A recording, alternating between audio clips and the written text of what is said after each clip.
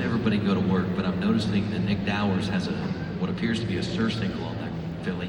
Can you explain the significance of that and what his intentions are with that? Well, I think that the first part of that, mate, is notice at his pen, not only does he have the surcingle, he's also got another type of pad there with a front and back girth on it, and then obviously his saddle as well. So I think that, you know, when he's thinking through that process, he's looking at how can I go about introducing to this colt and laying small foundations in preparation for both saddling and what's to. And we said this yesterday, and we encourage our fans and audience of Road to the Horse here, score this along with us. See if where your thoughts are. Do they align up with our judges at the end of the day? It's such a great way to educate yourself in understanding. She's very athletic, and so I'm trying to help her just stay with me a little bit as we have a fun little show over there. Good girl. That was to mine, not to Nick's. Oh. Well, so yeah, I'm just trying to work on really just gaining her trust right now, because if I was... When I come in, she was looking for her friends, so I tried to be that to her there at the beginning. She had her little trouble there, which a lot of them do, but very proud of her because she come and found me for the relief, so that's going to mean a lot to her. Like, she's very intelligent. Like, I love the way her ears are going, her eyes are blinking, so I think that's going to...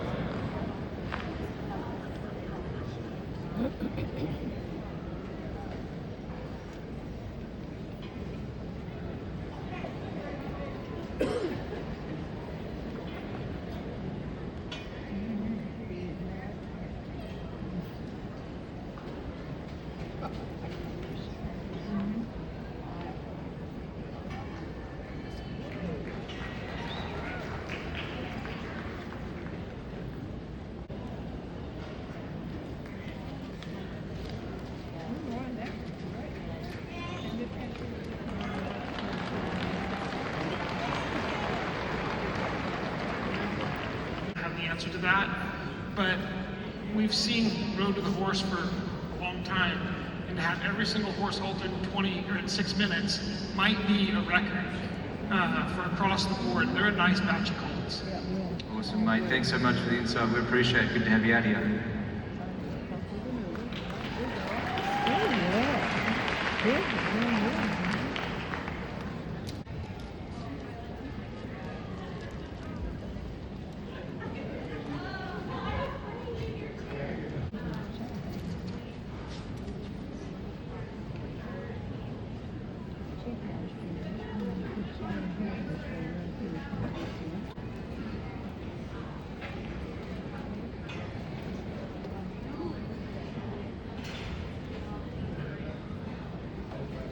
So as all of our competitors can, for your sake, Ryan, just say no.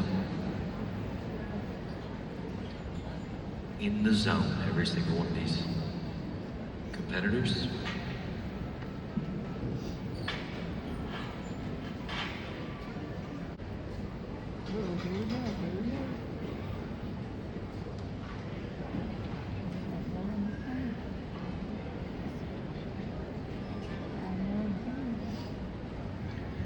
We're gonna go to Nick. Is that what you're saying? Yeah. Yeah, Nick, you're open. I was thinking about what you said, change the name, and yeah, we're gonna change it because I totally 100% wholeheartedly believe in speaking life, not death. So we're gonna call her Precious Teapot. There you go, Precious Teapot. And judging by her ears, she loves it.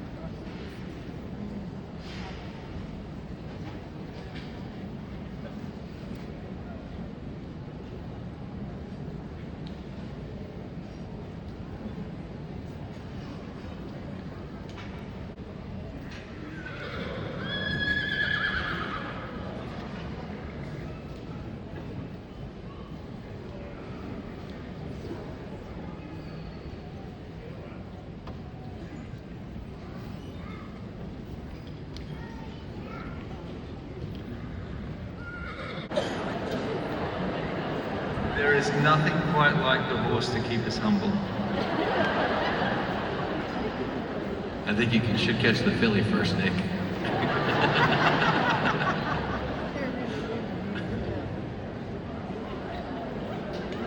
This is incredible. Moments.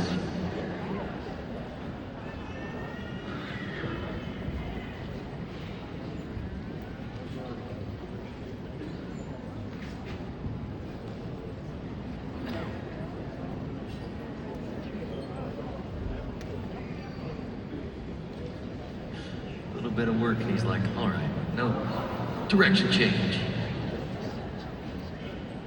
Watch how good this horse can cut.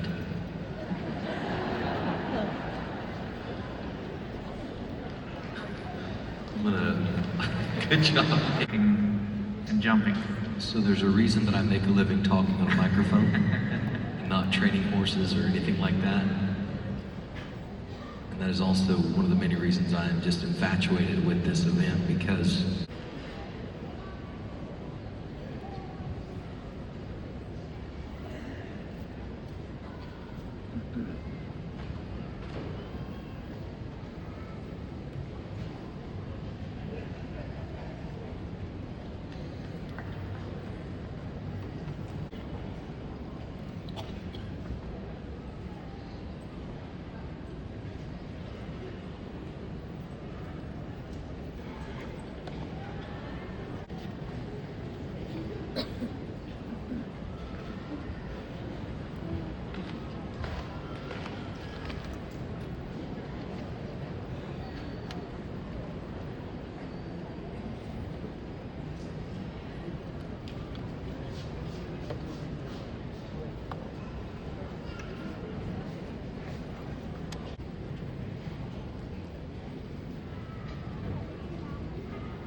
Across here with both Nick and Ryan.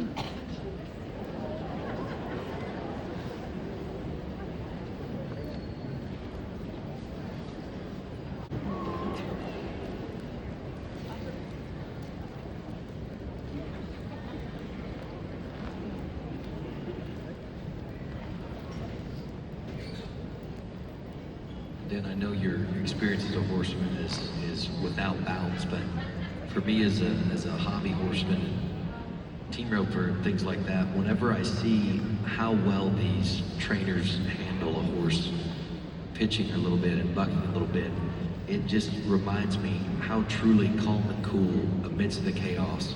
And that and every step that like Nick's doing, what Tiffany's done, and we've seen every one of these trainers do, that's what builds that trust, knowing that if they don't panic, I shouldn't panic.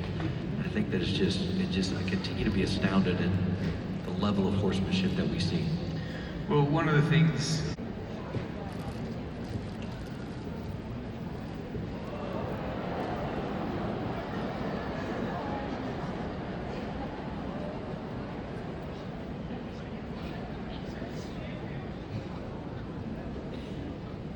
has brought in, can you expound on that any? Well, I just thought they were very, very even. You know, I've fortunately been coming here for 20-something years, and I just think these horses are really even. And I think it's about 1 year we had mares. This is back in the early 2000s. We had mares. I love mares. I think mares give you their heart, give you everything, but they don't put up with a lot of mistakes. So they're pretty honest, you know. So it's just great to have the females here today, and these guys are doing a great job. Well, and for some of us that aren't as experienced as you, talk about the difference between this competition and geldings and now fillies. Can you kind of tell us the difference in the thought process in? The thing about it is they're going to have a little more sensitivity, a little more awareness. You know, you see Nick over here, he's dealing with a filly, he's got some sensitivity. And this guy's one of the best hands in the world with whatever he does, and he's working through it. And everybody's got a different horse. And I think if you come in here with a so-called method and you try to make it fit every horse, you're not going to be successful. You've got to adjust each one of these fillies. And I see this going on here today. So. Well, thank you, Chris. Well said, and I know we'll be checking back with you throughout the weekend. How about we say thank you to Chris Cox for joining us on the arena floor and sharing with us the insight that has made him the horseman that he is.